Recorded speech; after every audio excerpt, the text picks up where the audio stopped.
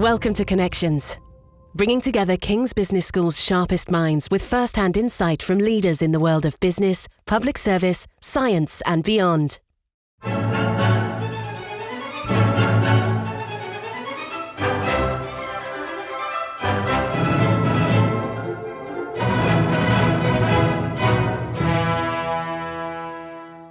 usually say that bats are like smartphones.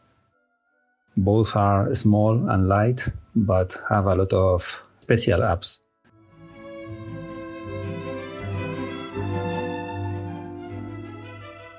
In bats, they have a map of the area. They have a GPS, so they can locate where they are. They have an acrobatic flight, echolocation, and very fast metabolism. So they have some features that are unique among mammals. Bats are so incredibly biodiverse. There's 1,400 species in the world, but some people call them sky puppies, and I think that's as good a description as any. How do you feel about bats? Do they make you think of scary vampires? Or flying mice? Or maybe you now think of them as COVID super spreaders. Hi, I'm Anna Dubiel, lecturer in marketing at King's Business School.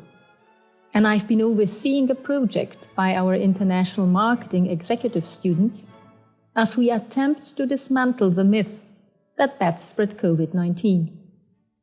We will take you on a journey through this project, asking questions like, how did this myth begin? And how can we use digital marketing to counter the myth? We will be joined by bat experts from the Bat Conservation Trust and the Spanish Association for the Conservation and Research of Bats, SECEMU, as we set out on a mission to make a difference to their Don't Blame Bats campaign. And what better way to start us on our mission than some music from the Bat Overture by Johann Strauss II.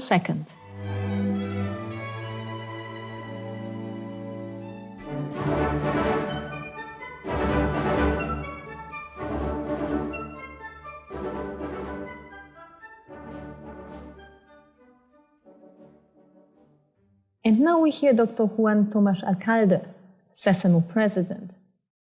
Is it true that children can hear some of the bat voices while it's not possible anymore for adults? Yeah, I know, but I know in my own experience, because I remember when I was young, I listened to the bats very well in a small village, and now that I'm older, I'm not able to listen to these bats, but using a bat detector, I can check, and yes, I can prove that they are flying, but I am not able to listen to them. Yeah, it is true. And in case you're wondering, here is what bats actually sound like.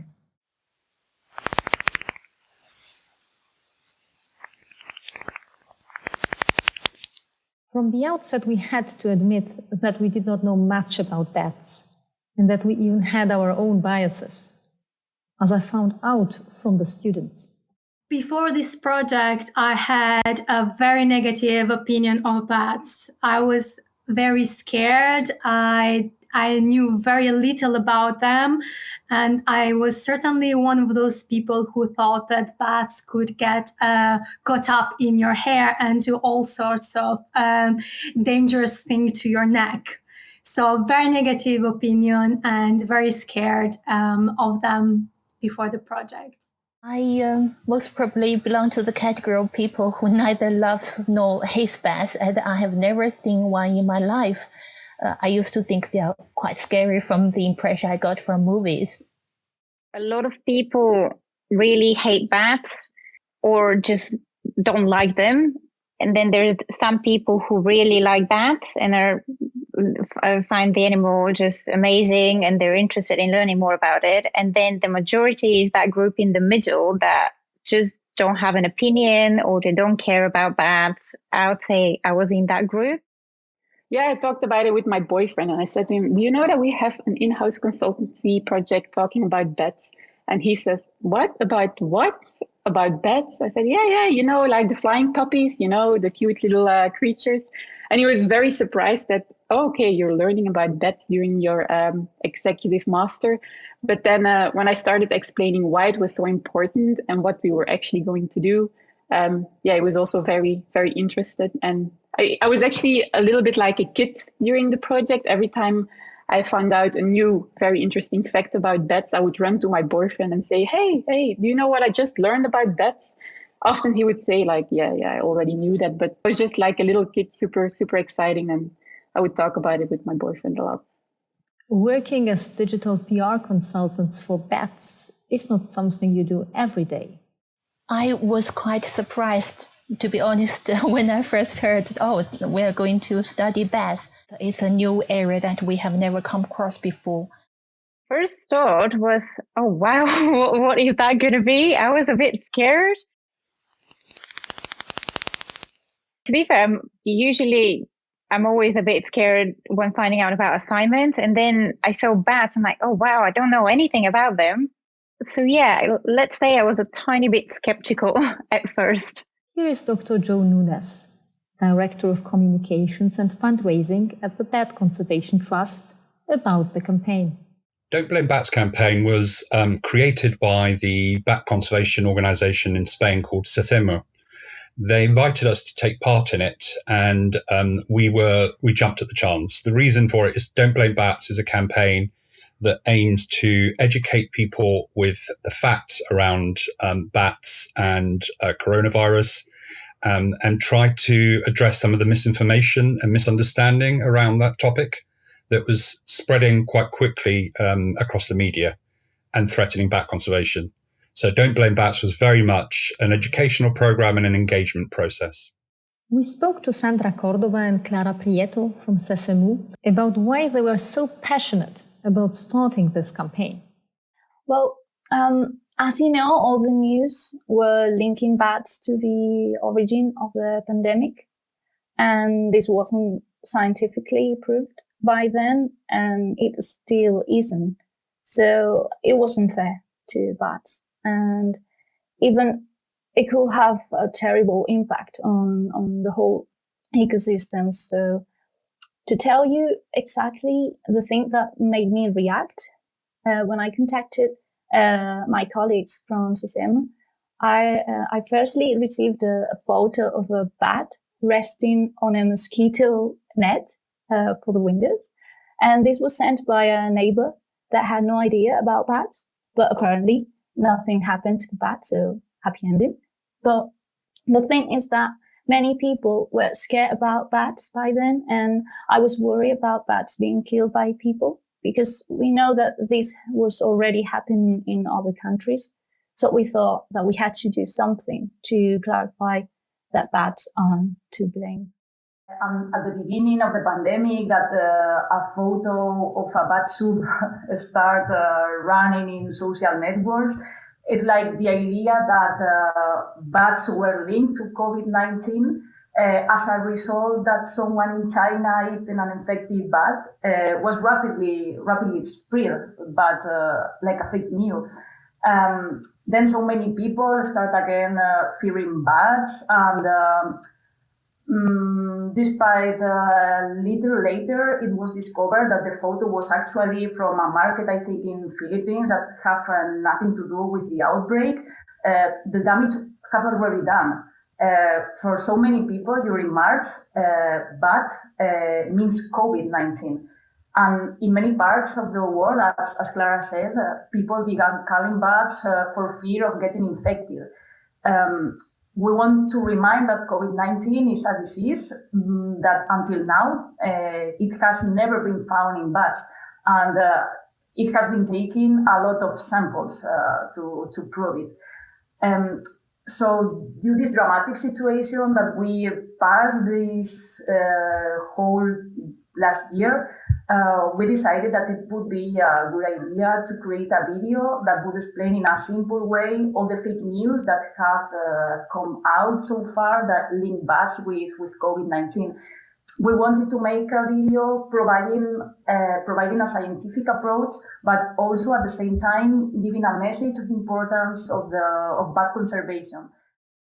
And now we hear Dr. Juan Tomás Alcalde, SECEMU president, on how he felt there was a real opportunity to reach younger audiences. We in our association appreciate a lot this help because this is a message that we think is very useful for protecting the nature everywhere.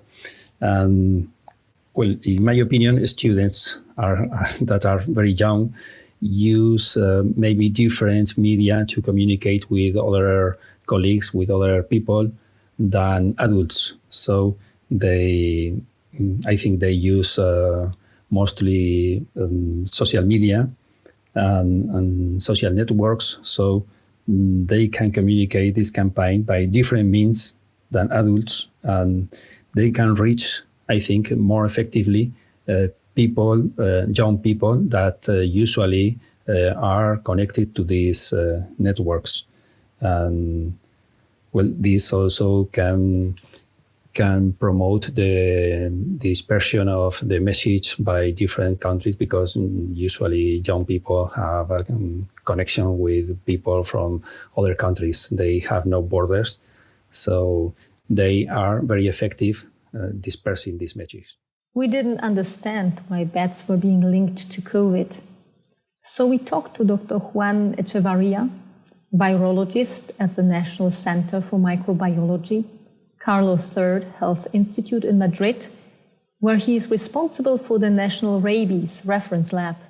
Actually, there is no connection between COVID and bats, because COVID is a disease and we don't know what is the origin of this disease. We think that the origin is animal. In other words, it has been transmitted by an animal. But we don't know what is this animal species that have transmitted COVID to humans. The only way to know it is through an epidemiological study, and until now, such a study has not been done. Now that we learned that bats could not infect humans with COVID, we were ready to support the Don't Blame Bats campaign. And we had lots of creative ideas on how to raise awareness. Our main ideas were to associate them to a positive imagery. And browsing the internet, I spotted how some of bat lovers refer to them as sky puppies. And I personally loved this expression, and I believe that names have a really big importance on the way we perceive things. So me and my partner in this project, we came up with two ideas. The first one was to create an infographic to support the Don't Blame Bats campaign. The reason for that was that we really liked the video. However, some audiences are more likely to engage with other types of visuals, like still graphics, which is what the infographic is. And also because with an infographic, you have a really important information condensed. It's all in one place and you can instantly see it. Whereas with the video, you have to watch the whole thing. So this is why we thought that the campaign could be supported by an infographic, and BCT and SECEMU already have good things that they could include on this infographic, just take little pieces from the video.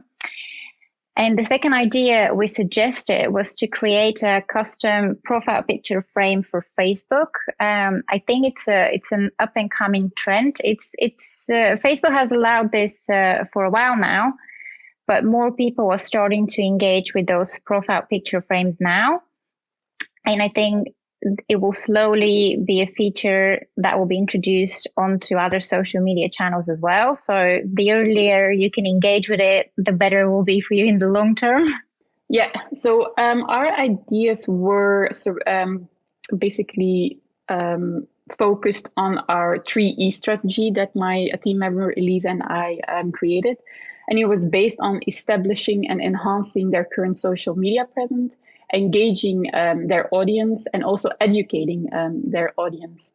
And our main suggestion there was to be as consistent as possible. So be consistent in when you send out messages and what kind of messages you send out. And we knew it will take time to gain extra traction there, but we really said that they have to be consistent. So try different types of content like infographics, memes, and videos to see what your followers like and respond to. And we were also suggested to them that they set themselves realistic KPIs and measure them, because data never lie. Data are our best friend and will always be our best friend. So we really said, have a clear, consistent story. And after a few months, just measure if there was any traction, good traction, positive traction with your audience. And lastly, we also suggested to hire a skilled marketing intern from KCL to help them with their marketing efforts, because now, as I understand it, the marketing efforts of the NGO are split amongst 3 people, making it very hard to optimize and synchronize all the media channels of the NGO. These were well received by both bat conservation organizations. Really inspiring to hear so many different ideas and different angles, and sort of analysing what we'd done in a different way to the way that we could have done internally. So it was, just hearing some of these ideas and proposals, I think is something that we're still in the midst of processing at the moment. And I'm pretty sure that we will be implementing some of those ideas in a future campaign in order to benefit bats and bat conservation. Some of the memes that were produced were excellent, and I think they will be really engaging, and I'd love to use some of those in a future social media campaign.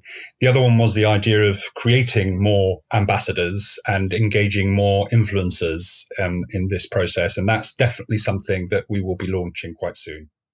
I think that when we saw the students' proposal, I think they did a fantastic job.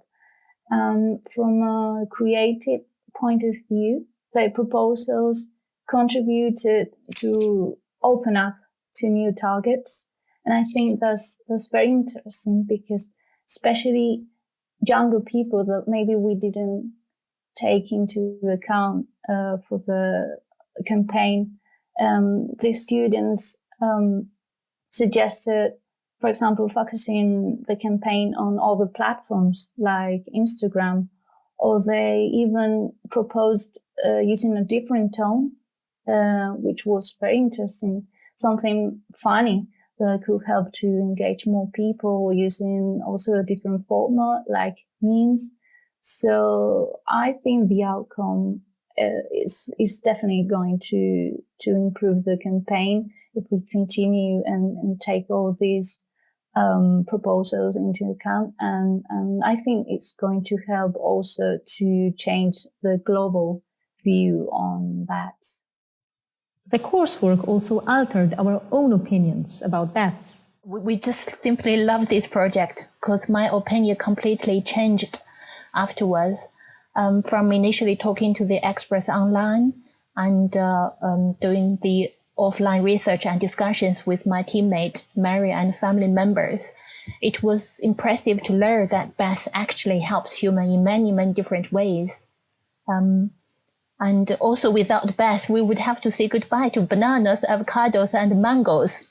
And I would like to suggest to both organizations, if they want to promote this campaign to a wider Chinese audiences, even I would be very happy to lend a hand to share with them how to set up an official WeChat account. The project had a great positive impact on my perception of bats.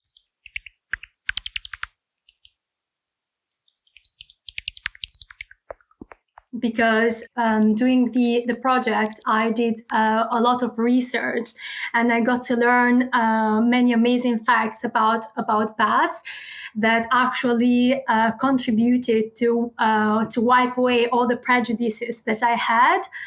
And I got so enthusiastic about them that new information that I learned, I shared it with my friends and with some of my colleagues as well. So that's the level of enthusiasm and almost sympathy that I got for these animals. Not only did we get and make a difference to the reputation of these misunderstood creatures, we had a lot of fun whilst doing it. Yes, I would say it was special mainly because we had to think from an NGO's perspective, and obviously those are companies that don't have a lot of resources to do paid advertisement. So we had to come up with creative ideas to raise awareness without actually breaking the bank and spending thousands on pay-per-click adverts, because we can know those could be expensive as well. So yeah, I would say that's why it made the project extra special, because it showed us that you can think of great ideas, and with them you can achieve something great with very little resources. It's the first real-life project we had since the start of our executive master. And actually the reason why I started this master in the first place is because I knew there would always be a clear link between theory and practice. And what I mean by that is that in almost every course, we first deep dive into theory, the applicable frameworks, and the most important literature. And then we apply it to practical examples, often coming from business cases. And with this project, we were finally able to do the work from A to Z. So doing an audit of the current situation, doing market research about the best practices, and lastly, giving clear structured recommendations directly to the executives, if I may say it like that, from the NGO. And that is what I appreciated the most about this project. That is that we were actually able to touch base with the NGO directly and to ask if our recommendations so far are realistic. So in short, yeah, it really felt like an in-house consultancy project where we as the consultants could work very closely with the client.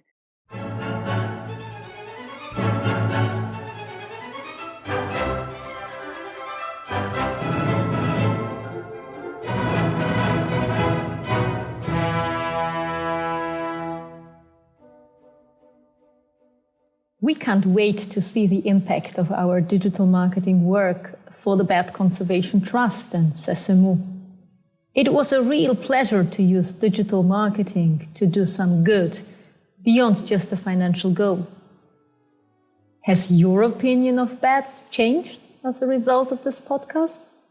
Or would you like to learn more about these beloved sky puppies? Search for the Don't Blame Bats campaign to see the results of our work and lend your support.